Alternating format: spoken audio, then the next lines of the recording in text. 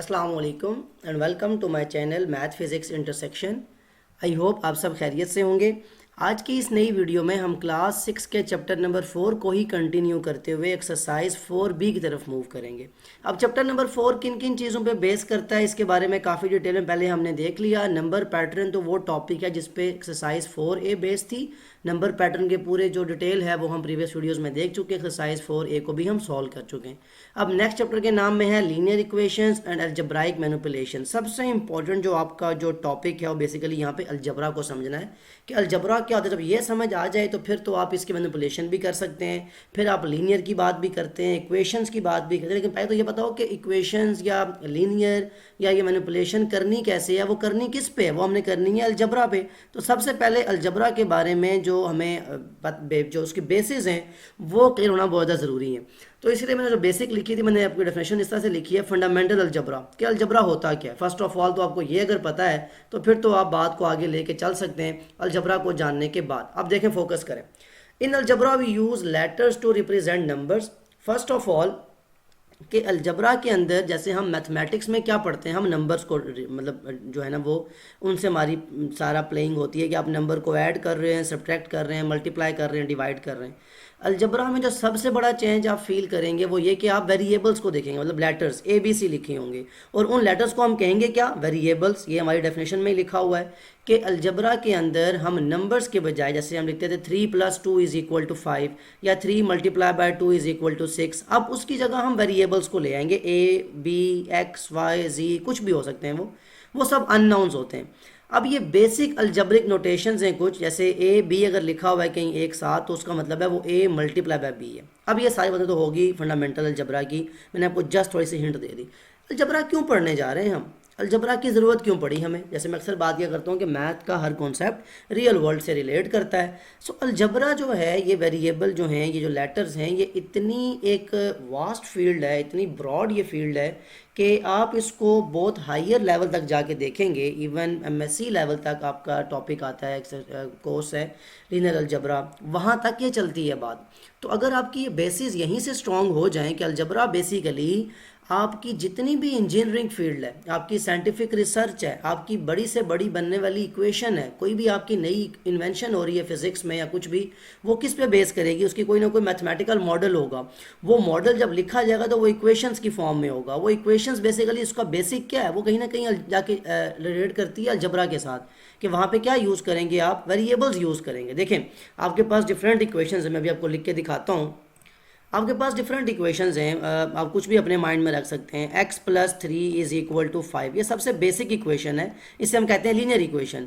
जब आप इसकी वैल्यू मतलब इसको लिखेंगे तो यहाँ से आप x की वैल्यू निकाल सकते हैं। या एक और इक्वेशन में लिखता हूँ टू वेरिएबल्स में, y = x + 7। अब यहाँ दो वेरिएबल्स आ गए, ये भी क्या है, इक्वेशन है। अच्छा, अब जब x की वैल्यू आप जिसमें डालेंगे, 1 डालें 2, कोई भी अपने माइंड में रख के वैल्यू पुट करते जाएँ तो उससे y चेंज होगा। अब जब y का ग्राफ बनता है, अब ग्राफ का क्या कॉन्सेप्ट है, तो ये सारी बातें रिलेट करती हैं। अब ग्राफिकल रिप्रेजेंटेशन में हम जाके फिर उसकी हमारी जो ड्राइंग्स बनती हैं, बिल्डिंग्स हैं, स्ट्रक्चर्स हैं, ये सब का सब कहीं ना कहीं बेस कर रहा होता है अलजबरा पे। वो जो इक्वेशंस बन रही होती हैं, वो जो वेरिएबल्स लिखे जा रहे हैं जिसमें हम अननोन फाइंड कर रहे होते हैं। तो साइंटिफिक रिसर्च देख लें, आपकी कंस्ट्रक्शन की फील्ड देख लें, आपकी इंजीनियरिंग की फील्ड देख लें, साइंटिफिक रिसर्च है आपकी जितनी भी ये डिटेल आती है, ये सब किस में आ जाती है, आपकी अलजबरा के अंदर आ जाती है। सो अलजबरा बहुत ज़्यादा इंपॉर्टेंट स्टडी है, बहुत इंपॉर्टेंट ये टॉपिक है मैथमेटिक्स का। बहुत जो बेसिक है ये आपको पता होना इसकी बहुत ज़्यादा ज़रूरी है। सो फर्स्ट ऑफ ऑल 3-4 बातें यहाँ अपने पास नोट डाउन कर लें कि आपने अलजबरा को लिखना कैसे है, अलजबरा को उसकी नोटेशंस क्या होंगी। यहाँ मैंने कुछ टर्म्स लिखी हुई हैं, मैं आपको एक्सप्लेन करता हूँ। अलजबराइक टर्म किसे कहते हैं, कोफिशेंट क्या होता है, अलजबराइक एक्सप्रेशन क्या होती है, और क्या होती है लीनियर। इसकी बात शुरू में हुई थी कि व्हाट इज़ लीनियर इक्वेशन। तो इक्वेशन तो खैर जाके बाद में हम देख लेंगे, मैं थोड़ा सा एक्सप्लेन कर दूंगा, लेकिन उसकी डिटेल जो है एक्सरसाइज 4C या 4D में हम देख लेंगे। अभी आप खाली समझ लें कि लीनियर एक्सप्रेशन क्या होती है। ये 3-4 टर्म्स हैं। तो फर्स्ट ऑफ ऑल अलजबरा क्या है, नंबर्स को वेरिएबल के साथ रिलेट करने का नाम, उसको लिखने का नाम। जैसे कहीं लिखा हो A + B = C, और कहीं लिखा हो x - y = k कर लें, या कुछ भी, ये मैंने खुद से मतलब आप कोई भी अपने माइंड में लेट कर सकते हैं। जी आपकी क्या है, ये आपने अलजबरा की फॉर्म में कुछ मतलब लेटर्स लिख दिए, आपने नंबर नहीं लिखा, वेरिएबल्स लिख दिए। अब इसमें a क्या है, एक वेरिएबल है, बी क्या है, वेरिएबल है, एक्स वेरिएबल है, वाई वेरिएबल है, के वेरिएबल है, इनकी वैल्यूज़ वेरी करती हैं, आप डिफरेंट इनकी वैल्यूज़ फाइंड कर सकते हैं। ओके, अब आते हैं वन बाय वन अपनी टर्म्स के ऊपर कि आपकी टर्म क्या है। फर्स्ट ऑफ ऑल तो समझे ना अलजब्राइक टर्म क्या होती है, अलजबरा कैसे बनेगा। अगर आपने किसी नंबर के साथ लेट सपोज 3 के साथ x को मल्टीप्लाई किया, मतलब 3x लिखा, अब ये अलजबरा हो गया ना, क्योंकि नंबर के साथ वेरिएबल आ गया तो ये क्या बन गया, अलजबराइक फॉर्म बन गई। वेरिएबल का यूज़ कर दिया आपने, दैट मीन्स आपका अलजबरा हो गया। और मैंने यहाँ पे एक बहुत बड़ी इंपॉर्टेंट बात लिखी है, मैंने एक्सप्लेन भी की थी कि जब भी कहीं पे दो वेरिएबल या नंबर और वेरिएबल एक साथ लिखे आए और उनके दरमियान में कोई साइन ना हो, प्लस का, माइनस का, मल्टीप्लाई का, डिवाइड का, तो अंडरस्टूड सी बात है, ये अलजबरा में आपको सबसे पहली बात ये समझनी है कि उसका मतलब होता है वो मल्टीप्लाई हो रहे हैं आपस में। मतलब यहाँ 3x के दरमियान में कोई साइन लिखा है मैंने नहीं, लेकिन असल में बात क्या है कि ये 3x के साथ मल्टीप्लाई हो रहा था, तो जब 3x मल्टीप्लाई हो तो हम इसको एक साथ 3x लिख लिया करते हैं। ये बात पता होना सबसे बेसिक ज़रूरी है। ओके, अब 3x लिखा हुआ है, जहाँ पे क्या है कि 3 एक मतलब नंबर लग रहा है आपको, एक 3 एक नंबर है, 2 1, मैं नंबर क्यों कह रहा हूँ कि लग रहा है, बिकॉज बताऊंगा कि नंबर क्यों नहीं है, आप नंबर क्यों नहीं बोल सकते इसको। और साथ में वेरिएबल लिखा हुआ है x। तो जब भी आप कोई ऐसी चीज़ लिखी हुई देखेंगे तो ये अलजबराइक टर्म है, क्योंकि ये अलजबरा है और साथ में टर्म इसलिए कि इसमें कोई चीज़ ऐड सब्ट्रैक्ट नहीं हुई, तो ये अलजबराइक टर्म बनती है। अब इसमें अगली बात, अलजबराइक एक्सप्रेशन क्या होती है। अगर मैं इसी टर्म के साथ कोई चीज़ ऐड कर दूं, 3x + 2 कर दूं, तो ये अलजबराइक एक्सप्रेशन बन गई है। 3x + 2y कर सकता हूं, या 3x के साथ प्लस के बजाय मैं माइनस कर सकता हूं, 3x - 7y। ये सब क्या हैं, अलजबराइक एक्सप्रेशंस। अगर सिंगुलर फॉर्म लिखी हो, कोई प्लस माइनस मल्टीप्लाई डिवाइड का साइन ना हो, तो वो क्या होती है, अलजबराइक टर्म। ये 3x को लाजमी नहीं है कि 3x ही होगा, रेज करके इसको 7y कर लें, ये क्या है, अलजबराइक टर्म। लेकिन जो ही इसके साथ में लिख दिया multiply by 3x + 2y - 3z, ये अब क्या हो गया, डिफरेंट टर्म्स को अलजबराइक टर्म। इसमें कौन कौन टर्म है, 7y अलग टर्म है, 3x अलग टर्म है, 2y अलग टर्म है, 3z अलग टर्म है। ये चार अगर अलग बात की जाए तो ये अलग अलग अलजबराइक टर्म्स हैं, लेकिन इन सब की जब मैं एक साथ बात करूंगा तो ये क्या बन जाएगी, अलजबराइक एक्सप्रेशन। ये दो बेसिक डिफरेंस आपको समझ आ जाने चाहिए अभी तक। ओके, अब अगर कोई नंबर लिखा होता था इससे पहले तो आप उसे क्या कहते थे, जैसे लेट सपोज मैं यहाँ लिखता हूँ, कहीं लिखा हो 3, आप कहते हो ये नंबर लिखा हुआ है या कांस्टेंट है कुछ, अच्छा, फिर आप कहते हैं 2 लिखा हुआ है कहीं पे, इसी तरह 9 लिखा हुआ है, 15 लिखा हुआ है, ये सब क्या है, नंबर्स। लेकिन जो ही मैं इनको लिखता हूँ किसी वेरिएबल के साथ, मैं लिख दूँ 3y, मैं लिख दूँ 2x, मैं लिख दूँ 9a, लिख दूँ 15k, ये डिफरेंट मैंने अब टर्म्स बना दी हैं, ठीक है, अलजबराइक टर्म्स। अब ये जो 3 लिखा हुआ है ना, ये अब नंबर नहीं रहा, इसको आप क्या बोलेंगे, इसको आप बोलेंगे कोफिशिएंट। कि जब भी कोई नंबर किसी वेरिएबल के साथ लिखा होगा तो फिर उसको नंबर नहीं बोल सकते, उसको हम क्या बोलेंगे, कोफिशिएंट। ये आपकी बेसिक 2-3 बातें जो आगे यूज़ हुई एक्सरसाइज में, मैंने कहा पहले आपको एक्सप्लेन कर दूं ताकि आगे एक्सरसाइज जो सॉल्व करना बहुत ईजी हो जाए। अब पहले ये 2 था तो नंबर था, लेकिन 2 जब लगा x के साथ तो अब ये 2 कोफिशिएंट हो गया। अब मैं पूछूंगा कि इस x का कोफिशिएंट क्या है, तो आप कहेंगे सर इसका कोफिशिएंट 2 है। सिमिलरली 9 के साथ a है, मैं पूछूं a का कोफिशिएंट क्या है, तो 9 है। सिमिलरली अगर k का कोफिशिएंट क्या है, 15 है। मैं यहाँ पे एक और नाम लिख रहा हूँ, लेट सपोज यहाँ पे लिखा हुआ है s। अब अगर मैं पूछूं इसका कोफिशिएंट क्या है, जहाँ कोई कोफिशिएंट ना हो वहाँ क्या हुआ करता है, 1। तो ये बेसिक चीज़ें हैं। क्या क्या सीख लिया आपने, अलजबरा क्या होता है, वेरिएबल्स किसे कहते हैं, अलजबराइक टर्म क्या है, कोफिशिएंट क्या है, अलजबराइक एक्सप्रेशन क्या है। लास्ट चीज़ जो अभी आप यहाँ पे देखेंगे, आगे जैसे जैसे एक्सरसाइज में लेके चलूँगा और जो जो हम 4C 40 की तरफ मूव करेंगे, मैं अलजबरा को मज़ीद एक्सप्लेन करूँगा। अभी ये बेसिक वो चीज़ें हैं जो आपको 4B के लिए चाहिए, इसलिए मैं उतना ही एक्सप्लेन करूँ जितनी आपकी ज़रूरत है। लीनियर एक्सप्रेशन क्या होता है, कोई भी एक्सप्रेशन, मैंने अभी लिखी थी अलजबराइक एक्सप्रेशन, जैसे 2x + 3 लिखा था मैंने, फिर मैंने लिखा था 3y + 5z कर लें, ठीक है, या अब अपने पास कुछ और लिख लें 9a - 2d, ये भी एक्सप्रेशन है। ये लीनियर एक्सप्रेशंस हैं। क्यों लीनियर हैं, इनमें जो वेरिएबल यूज़ हो रहा है, वेरिएबल कौन कौन है, ये x वेरिएबल है, यहाँ y और z वेरिएबल है, यहाँ a और d वेरिएबल है। इन सब वेरिएबल की पावर क्या है, जहाँ कोई पावर ना हो क्या हुआ करती है, 1। तो इन सब वेरिएबल की पावर 1 है, इसलिए इन्हें क्या कहते हैं, लीनियर एक्सप्रेशन। तो कोई भी अलजेब्राइक एक्सप्रेशन जिसमें जितने भी वेरिएबल यूज़ हो रहे हों, अगर उनकी पावर 1 हो तो वो लीनियर होती है। और जैसे ही मैं यहाँ ज़रा लिख देता हूँ ब्लैक से, जो कि लीनियर नहीं है, मैं साथ में लिख भी रहा हूँ, नॉन लीनियर एक्सप्रेशंस किन्हें कहते हैं। अगर कहीं लिखा हो x² + 2x - 3y, अब बाकी दो तो 1 वाली हैं, लेकिन एक के ऊपर पावर 2 होगी तो ये क्या बन गया, नॉन लीनियर। इसी तरह कोई और एक्सप्रेशन लिखें अपने माइंड में, a³ - b + 3c। अब c और b तो 1 पावर, लेकिन क्यूब क्या हो गया, a की पावर 3 होगी, तो क्या बन गई, नॉन लीनियर। तो लीनियर का आपको कॉन्सेप्ट समझ आ गया कि लीनियर एक्सप्रेशन क्या होती है, जिसमें वेरिएबल्स की पावर क्या होनी चाहिए, 1। तो 4 से 5 बेसिक बातें हैं जो आपको पता होनी चाहिए एक्सरसाइज से पहले, वो मैंने आपको बता दी। अलजबरा का स्टार्ट, नंबर्स की जगह वेरिएबल्स का लेना, दो वेरिएबल्स एक साथ लिखे हों तो क्या मतलब होता है, अलजब्राइक टर्म, कोफिशिएंट, अलजब्राइक एक्सप्रेशन और लीनियर एक्सप्रेशन। अब मूव करते हैं एक्सरसाइज की तरफ। एक्सरसाइज में जो एक्सरसाइज 4b है आपकी, उसमें आपसे क्या पूछा गया है कि कैसे एक्सप्रेशन बनाई जाती है, कैसे लिखी जाती है और कैसे वो सॉल्व की जाती है। तो आई होप कि ये कॉन्सेप्ट तो आपको समझ आ चुका होगा। एक्सरसाइज देखें ज़रा, हम उसे कैसे सॉल्व करते हैं। ओके, एक्सरसाइज 4b स्टार्ट करने लगे हैं। एक्सरसाइज 4b का जो बिल्कुल पहला क्वेश्चन है वो कह रहा है राइट डाउन एन अलजब्राइक एक्सप्रेशन। अभी मैंने एक्सप्लेन किया ना, क्या लिखनी है आपने, अलजब्राइक एक्सप्रेशन लिखनी है for each of the following statements. कहता है मैं इंग्लिश में कुछ स्टेटमेंट्स लिख के दे रहा हूँ, आप इनके अगेंस्ट, इनके आगे ही मतलब आंसर की फॉर्म में मुझे इसको लिख के बताएं अलजबरा में। मैंने तो आपको सिंपल स्टेटमेंट बताई है, आप मुझे बताएं इसको अलजबरा में कैसे लिखेंगे, उसकी एक्सप्रेशन क्या बनेगी। ज़रा देखते हैं सारे पार्ट्स को कि हमसे क्या पूछा गया। ओके, ए पार्ट देखें, add 5y।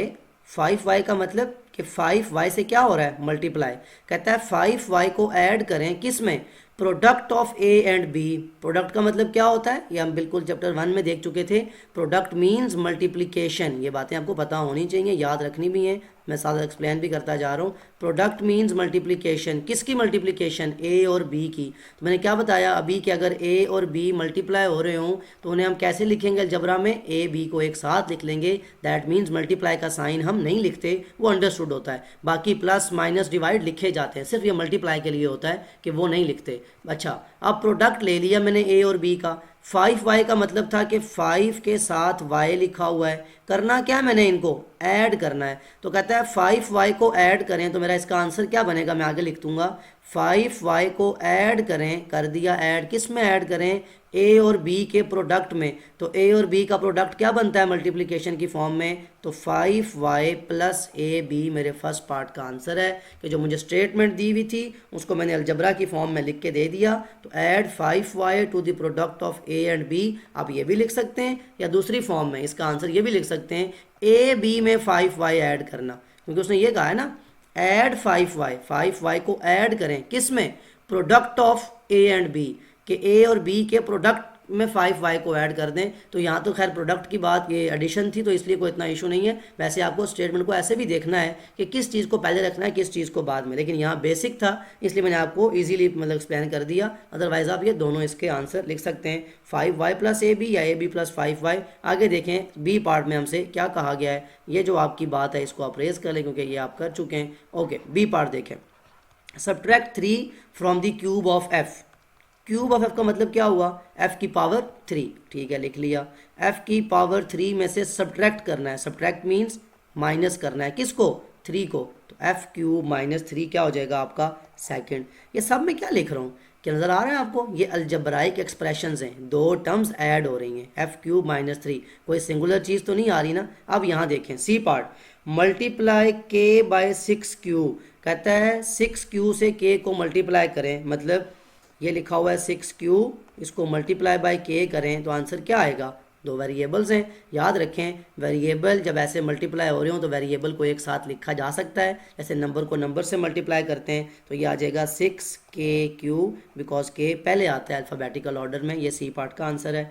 Divide 2w by 3xy, 2w को डिवाइड करें, डिवाइड 2w को डिवाइड करें, डिवाइड के लिए आप ये सिंबल भी यूज़ कर सकते हैं। डिवाइड किससे करना है, 3xy से। तो ये क्या बन रही है, अलजब्राइक टर्म, या दूसरे लफ्ज़ों में इसको लिख सकता हूँ मैं 2x डिवाइडेड बाय 3xy, ये भी 3 का 2x नहीं है सॉरी, ये 2w है, ठीक है। ये जो आपको जो क्वेश्चन में दिया गया था वही लिखना है आपने।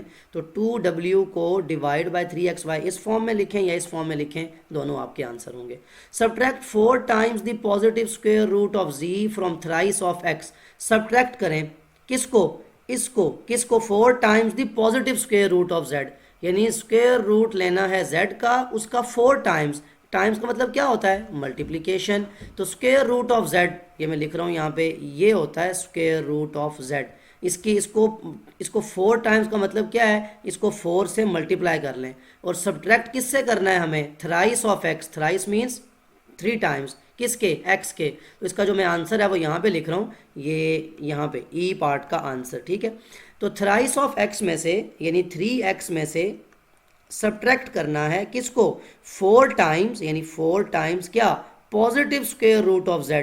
पॉजिटिव का मतलब हमें पॉजिटिव साइन रखना है। तो ये आपकी क्या बन गई, अलजेब्राइक एक्सप्रेशन, जिसमें आपने ई पार्ट का आंसर लिखा। अब ये काम आप कर चुके हैं, इनको आप रेज कर सकते हैं, जस्ट आपको समझाने के लिए था। Okay, last part, twice the variable p, मतलब वेरिएबल p को twice, twice means double, 2 times, divided by the product of 5 and q, 5 और q का प्रोडक्ट लें, उसको डिवाइड करें किससे भाई, 2p से। तो इसका तो आंसर बड़ा सिंपल है कि 2p यानी ट्वाइस ऑफ p को डिवाइड कर दें product of 5 and q, product किसे कहते हैं, शुरू में बता चुका हूँ, मल्टीप्लाई।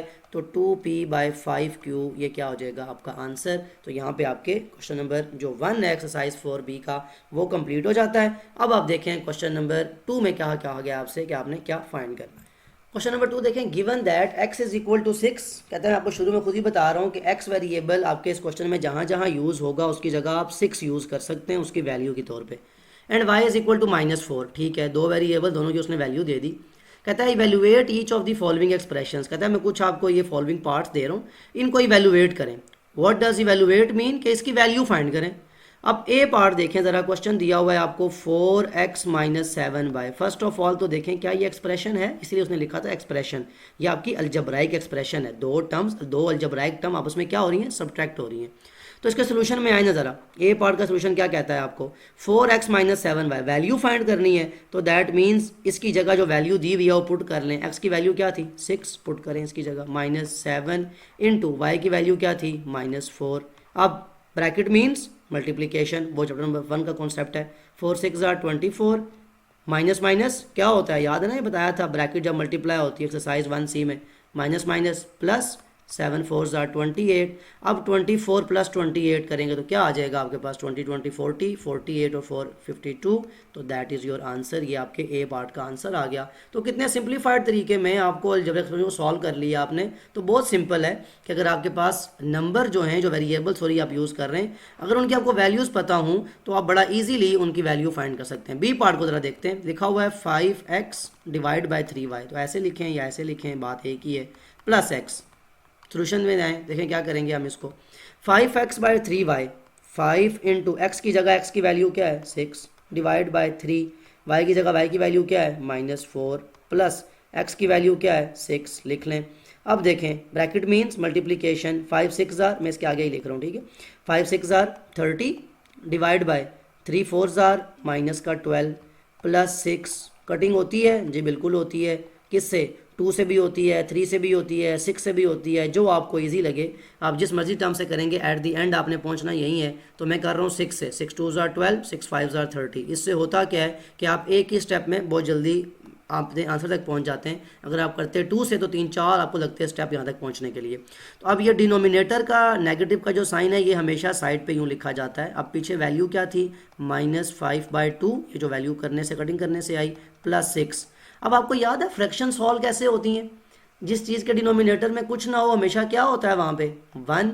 डिनोमिनेटर सेम कैसे किए जाते हैं कि दोनों के डिनोमिनेटर सेम ऐसे करेंगे कि 2 और 1 का एलसीएम क्या आता है, वो याद है कॉन्सेप्ट एलसीएम का, 1 और 2 का एलसीएम लेना है। ये तो 1 आया हुआ है तो जस्ट 2 ही है, तो 2 1s are 2, तो एलसीएम क्या आएगा 2।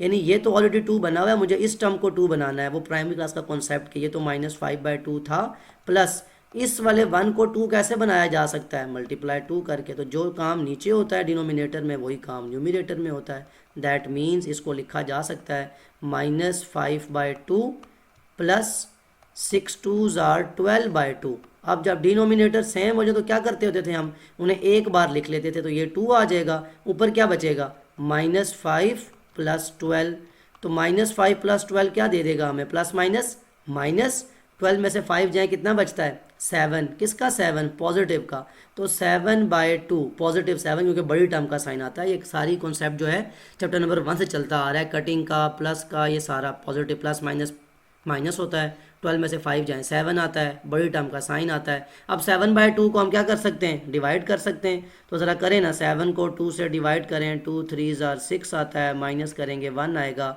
होल टर्म में इसका आंसर क्या आएगा 3 होल 1/2। सो ये आपका इवेलुएट करने के बाद थोड़ी सी स्पेस है, बस ऐसी है कि लिखा मैंने ऐसे, अदरवाइज़ मैंने आपको बता दिया है कि हर स्टेप कैसे है, इसके बाद ये स्टेप है, फिर ये स्टेप है। तो सिंपल आपने क्या किया कि एक्स और वाई की जो गिवन वैल्यू थी उसको पुट करके आपने अपना सोल्यूशन फाइंड कर लिया। ये है क्वेश्चन नंबर 2 का बी पार्ट। चेक करें क्वेश्चन नंबर 2 के सी पार्ट में हमें किस चीज़ की वैल्यू को फाइंड करने के लिए कहा गया है। ओके, देखें ज़रा सी पार्ट, 2x² - y³। अब ये स्क्वेयर और क्यूब का कॉन्सेप्ट हम चैप्टर नंबर जो 1 है उसके बिल्कुल स्टार्ट में ही देख चुके हैं कि स्क्वेयर किसे कहते हैं और क्यूब किसे कहते हैं। यहाँ तो बड़ा इजी है कि 2 × x की जगह x की वैल्यू 6 है, उसका स्क्वेयर चलता जा रहा था, माइनस y की वैल्यू -4 है, इसकी पावर 3 है यानी क्यूब।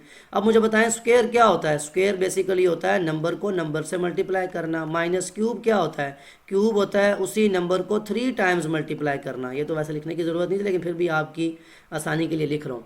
6 6 36 आता है, माइनस ये मल्टीप्लाई करें ना क्या आएगा, minus minus plus, plus minus minus, यानी साइन तो माइनस का आ जाएगा।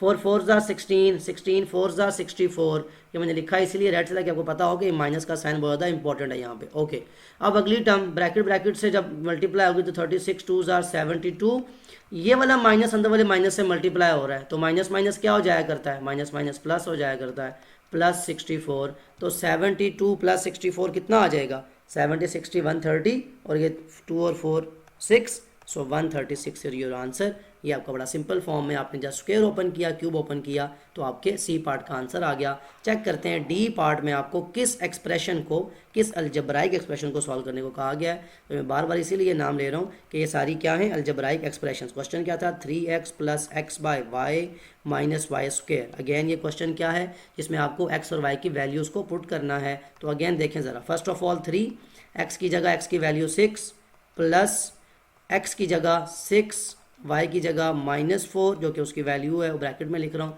ताकि आप कंफ्यूज ना हो। अगेन y की जगह -4 उसका स्क्वायर। ओके, कटिंग होती है जी, बिल्कुल होती है। 2 2 4, 2 3 6, कटिंग कर लें। अब नेक्स्ट स्टेप में यहीं पे इसके आगे लिख रहा हूँ, ठीक है, स्पेस की वजह से। ओके, 3 6 18, मैंने क्या बताया, डिनोमिनेटर का साइन हमेशा साइड पे आता है, तो ये प्लस है और ये माइनस, तो प्लस माइनस क्या होता है, ये ज़्यादा बताया था मैंने चैप्टर 1 में कि अगर दो साइन डिवाइड हो रहे हो, मैंने की पॉइंट्स भी लिखवाए थे, प्लस माइनस माइनस होता है। तो 3/2 ये एज इट इज़ आ जाएगा क्योंकि कटिंग नहीं हो सकती। माइनस -4 का स्क्वायर, ये ज़रा साइड पे देखें, स्क्वायर का मतलब क्या होता है, वो टर्म 2 बार मल्टीप्लाई होगी। तो जब भी -4 से मल्टीप्लाई, तो माइनस माइनस प्लस, 4 4 16, तो पॉजिटिव 16 आएगा। लिखवाने का मतलब सिर्फ ये था, और बाहर जो माइनस था वो तो ऑटोमेटिकली लिखा ही लिखा हुआ है, तो दैट मीन्स ये बाहर वाला माइनस है, ये ओपन होने के बाद +16 हुआ है। ओके, अब जिसके डिवाइड में कुछ ना हो क्या हुआ करता है, 1, तो इसके डिवाइड में भी 1 है, इसके डिवाइड में भी 1 है, इन सब का हमें डिनोमिनेटर क्या करना है, सेम।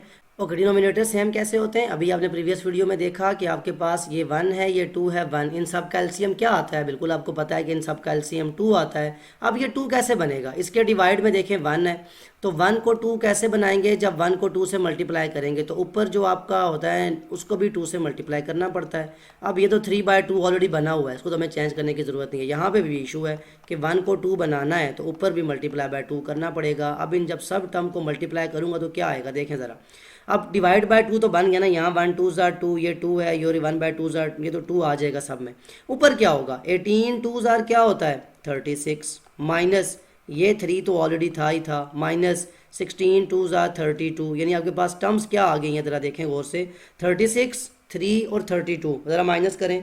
36 में से 3 गए, कितना बचा 33, 33 और 32 के पीछे कितना बचा 1, तो 1/2 आपका आंसर है सारी सिंप्लीफिकेशन करने के बाद। अगेन ज़रा देख लें, सिंपल क्या था, 3x plus x by y minus y square. Just हमने x और y की जो वैल्यूज़ हैं वो पुट की, जहाँ स्क्वेयर ओपन हो रहा था वो किया, जहाँ कटिंग थी वो की, डिनोमिनेटर सेम किया, जो हम प्रीवियस बी पार्ट में भी कर चुके थे। डिनोमिनेटर सेम कैसे होता है ये चैप्टर 1 में भी देख चुके हैं, और हम क्लास 5 जो है या 4 उसमें भी देख चुके हैं सारा ये कॉन्सेप्ट अपना। तो जस्ट हमने डिनोमिनेटर सेम करने से, वेरिएबल की वैल्यूज़ पुट करने से हमारे पास आंसर आ गया।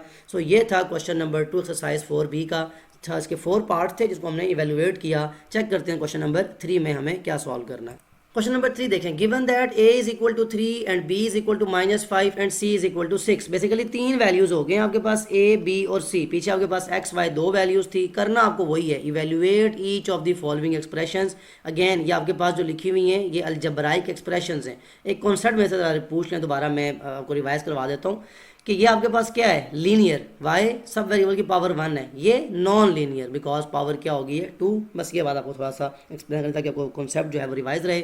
Other than that first part देखें, a इनटू ब्रैकेट में 3c माइनस बी। सो आप क्या करेंगे जब सोल्यूशन लिखेंगे इसका, ज़रा देखें इधर कि a की जगह क्या आ जाएगा आपका, a की जगह a की वैल्यू आ जाएगी जो कि है 3। ओके, ब्रैकेट स्टार्ट हो गई। अब यहाँ आप स्मॉल ब्रैकेट के बजाय ना स्क्वायर ब्रैकेट लगा लें। क्यों लगाएं बताता हूँ कि ये 3 है तो c की वैल्यू क्या है, c की वैल्यू 6 है, तो वो भी तो लिखनी है ना हमने, तो वो तो अंदर हम स्मॉल ब्रैकेट यूज़ करेंगे, इसलिए ये जो ब्रैकेट थी इसको हमने स्क्वायर ब्रैकेट बना लिया। b की वैल्यू क्या है -5, ये माइनस इधर ब्रैकेट का है जो चलता आ रहा है क्वेश्चन के अंदर। जो b की वैल्यू है उससे ब्रैकेट में अलग से लिखेंगे और इसके ऊपर क्या लग जाएगा, स्क्वायर ब्रैकेट। अब देखें काम कितना ईजी हो गया। अंदर देखें 3 6 18 माइनस माइनस प्लस 5 हमेशा क्या होता है, बॉड मैथ्स रूल, पहले ब्रैकेट सॉल्व होती है। 3 इंटू 18 प्लस 5 क्या होता है 23। अब ये स्क्वायर ब्रैकेट लगाएं या स्मॉल लगाएं, मर्जी आपकी हो, ठीक है। वैसे ये है कि जब आपके पास स्क्वायर ब्रैकेट सिर्फ तब लगती हैं जब आपके पास अंदर 2 ब्रैकेट्स आ रही हो जिन्हें आपने डिफरेंशिएट करना हो। जब सिंगल आ गया तो आप सिंगल भी लगा सकते हैं, इशू कुछ नहीं है, लेकिन फिर भी मतलब दोनों का एक ही होता है मल्टीप्लिकेशन, लेकिन फिर भी पता हो कि क्यों लगाते हैं। 23 3 ज़ार 69, 3 3 ज़ार 9, 3 2 ज़ार 6। सो ये आपका सिंप्लीफाइड फॉर्म का आंसर आ गया।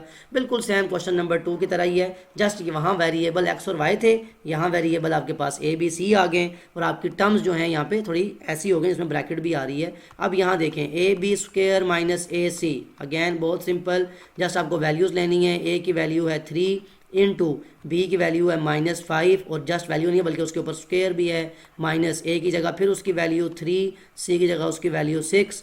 अगेन फर्स्ट ऑफ ऑल तो स्क्वायर ओपन होगा, -5 का स्क्वायर, मैंने क्या बताया था पीछे अभी कि अगर स्क्वायर हो तो हमेशा टर्म क्या हो जाती है पॉजिटिव, माइनस माइनस प्लस, 5 5 ज़ार 25, तो ब्रैकेट में 3 के साथ क्या आ जाएगा 25, माइनस 3 6 ज़ार क्या होता है 18, 25 3 ज़ार 25 3 ज़ार 75, 75 में से जब 18 करें माइनस तो क्या आता है 75 में से 10 गए पीछे बचा 65, 65 में से 8 गए तो पीछे बचा 57। So that is your answer. ये बी पार्ट है। तो जस्ट क्या है, वैल्यूज पुट करनी है, जहाँ स्क्वायर है वहाँ स्क्वायर, जहाँ मल्टीप्लिकेशन है वहाँ multiplication. It is very much easy. Just आपको वो कॉन्सेप्ट पता हो चैप्टर नंबर 1 से लेकर जब तक हम करते आए मल्टीप्लिकेशन के बारे में, और ये फ्रैक्शन आ गई है, अब इनके बारे में जो हमने कॉन्सेप्ट पढ़ा जस्ट वो देखना है। देखें इसके सोल्यूशन में ज़रा, b बाई ए। अब b की वैल्यू क्या है यहाँ पे -5 डिवाइड बाई a की वैल्यू क्या है 3, माइनस c की वैल्यू क्या है 6 डिवाइड बाय b की वैल्यू क्या है -5। वो ब्रैकेट में लिख रहा हूँ, क्यों लिख रहा हूँ बताता हूँ।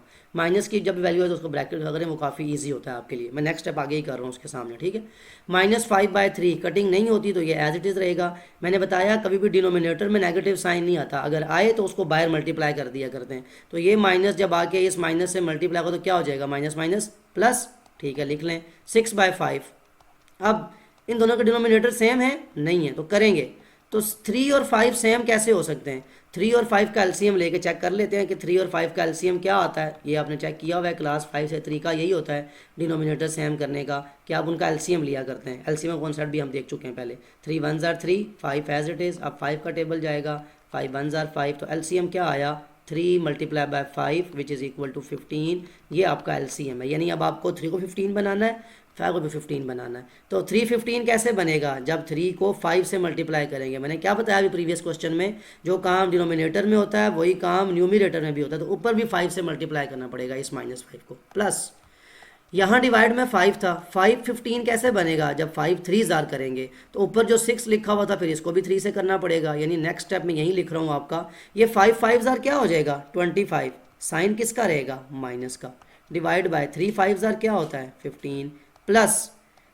5 3 ज़ार 15, डिनोमिनेटर तो सेम हो गया, ऊपर क्या हो जाएगा 6 3 ज़ार 18। अब जब डिनोमिनेटर सेम हो जाए तो उसे एक बार लिखा करते हैं, लिख लें 15, ऊपर क्या रह गया है -25 प्लस 18। तो बताएं ना, प्लस माइनस माइनस, 25 में से 8 जाए तो कितना बचता है 7 बचता है। साइन हमेशा बड़ी टर्म का आया करता है जो कि 25 थी, तो -7/15 इज़ योर आंसर। और यही आपको पूरे क्वेश्चन को इवेलुएट करके आंसर लाना था। सो जस्ट क्या है, वेरिएबल चेंज हुए, पीछे एक्स वाई थे, यहाँ ए भी हो गए, लेकिन इस सब में कोई भी चीज़ चेंज नहीं हुई। जस्ट आपने क्या किया, आपने डिफरेंट वैल्यूज़ को जो है ना वो पुट करने से, जो उसकी वैल्यूज़ जो थी पुट करने से वेरिएबल की आपके पास आंसर आ गया। लास्ट पार्ट जो है इसका डी पार्ट, वो देख लेते हैं कि डी पार्ट में हमें किस चीज़ की वैल्यू को फाइंड करना है। ओके, डी पार्ट में हमसे कहा जा रहा है कि आप जो है वो वैल्यू है कुछ ऐसा, एक एक्सप्रेशन लिखी हुई है कि b plus c by a plus a plus c by b, इसकी वैल्यू फाइंड करें भाई। ठीक है, सोल्यूशन पे आ जाते हैं। b plus c by a, b की वैल्यू क्या है -5, मैंने बताया ना जब भी नेगेटिव वैल्यू उसको ब्रैकेट में रख लिया करें, प्लस सी की वैल्यू क्या है 6 डिवाइड बाई ए की वैल्यू क्या है 3, सब कुछ क्वेश्चन में गिवन है, प्लस ए की वैल्यू क्या है 3 प्लस बी की वैल्यू, सी की वैल्यू क्या है 6, और ये डिवाइड किससे हो रहा है बी से, उसकी वैल्यू -5 ब्रैकेट में रख लें। ये किसके इक्वल है बताएं, प्लस माइनस माइनस, 6 में से 5 जाए क्या आता है 1, साइन किसका रहेगा बड़ी टर्म का जो कि 6 थी, तो +1 डिवाइड बाई 3। ठीक है भाई, सॉल्व कर लिया। कभी डिनोमिनेटर में नेगेटिव साइन नहीं रहता, वो जाके बाय मल्टीप्लाई हो जाया करता है, तो माइनस प्लस से मल्टीप्लाई हुआ तो माइनस, डिवाइड में 5 है, ऊपर क्या हो जाएगा 3 + 6 क्या होता है 9। क्या ये आपस में कटिंग हो सकती है, नहीं। क्या करेंगे, डिनोमिनेटर सेम।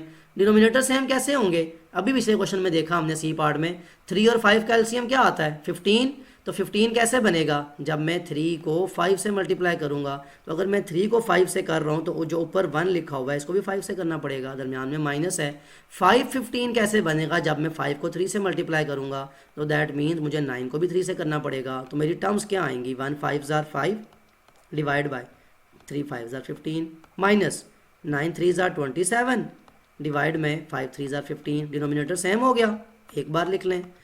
तो 5 - 27 ऊपर बचा, डिवाइड में डिनोमिनेटर है। तो बताएं ना ज़रा, जहाँ कोई साइन ना हो, साइन किसका हुआ करता है प्लस का, प्लस माइनस माइनस, 27 में से 5 जाए तो कितना बचता है 22, 22/15, और साइन किसका रहेगा, यहाँ लिख रहा हूँ मैं -22/15, बड़ी टर्म का साइन रहता है ना, बड़ी टर्म किसकी थी -27। सो -22/15। अब क्या करेंगे, इस 22 को 15 से डिवाइड करेंगे, तो 15 1 ज़ार 15 होता है, माइनस करेंगे तो क्या बचेगा 7। तो ये जो आपका माइनस का साइन था ये तो एज इट इज़ रहा, जो 22 के साथ लिखा हुआ था। इस नंबर को आपने होल में चेंज कर लिया तो ये बन जाता है 1 whole 7/5 15 sorry 1 whole 7/15 is your answer. ये वो आपकी इवेल्युएशन थी जिसमें आपने एक्सप्रेशंस, अलजेब्राइक एक्सप्रेशंस जो हैं उनकी वैल्यू को फाइंड किया। यहाँ तक क्वेश्चन नंबर 3 आपका कंप्लीट होता है, और इस वीडियो में यहीं तक हम करेंगे बिकॉज काफ़ी ज़्यादा जो है ना वो चीज़ें आ चुकी हैं इसमें, जो हमने कवर कर ली हैं कि हमने कॉन्सेप्ट वाइज देखा अलजेब्राइक एक्सप्रेशंस को, लीनियर एक्सप्रेशन को। बहुत इंपॉर्टेंट टॉपिक है ये, बहुत इंपॉर्टेंट चीज़ें, कोफिशिएंट का पता होना इन सब चीज़ों का, अदरवाइज आप चीज़ों को सॉल्व नहीं कर सकते, ये बात याद रखें। वेरिएबल्स क्या होते हैं, लेटर्स क्या होती है, टर्म क्या है, एक्सप्रेशन क्या है। फिर क्वेश्चन 1 में हमने देखा कि वो एक्सप्रेशन बनती कैसे है। क्वेश्चन 2 और 3 जो हैं वो उसको इवेल्युएशन का नाम है, कि जिसमें हमें वेरिएबल्स जो यूज़ हुए हुए हैं उनकी वैल्यूज़ दी गई हैं, हमने उनको पुट करके सॉल्व करना है। और ये सारा कॉन्सेप्ट जो आगे प्लस माइनस का या एलसीएम का है, ये चैप्टर नंबर 1 में हम काफ़ी डिटेल में देख चुके थे। फ्रैक्शन कब ऐड या सब्ट्रैक्ट होती हैं, जब उनके डिनोमिनेटर सेम होते हैं। तो आई होप कि सारा कॉन्सेप्ट जो है अलजबरा का और ये जो आगे जितनी भी बातें हुई हैं ये सब आपको समझ आ चुकी होंगी। स्टिल कोई क्वेश्चन अगर आपका हो तो कमेंट में ज़रूर मेंशन कर सकते हैं। Other than that take care of yourself. अल्लाह हाफ़िज़।